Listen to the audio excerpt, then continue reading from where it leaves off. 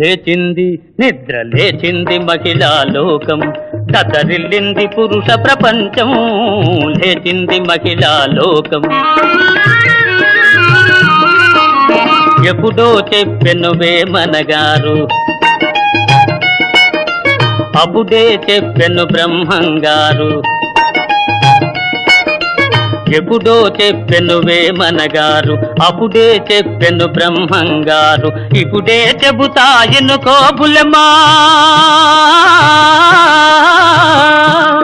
ఇప్పుడే చెబుతాయను కోబులెమ్మ. విసన్న చెప్పిన వేదం కూడా లేచింది నిద్ర లేచింది మహిళా లోకం.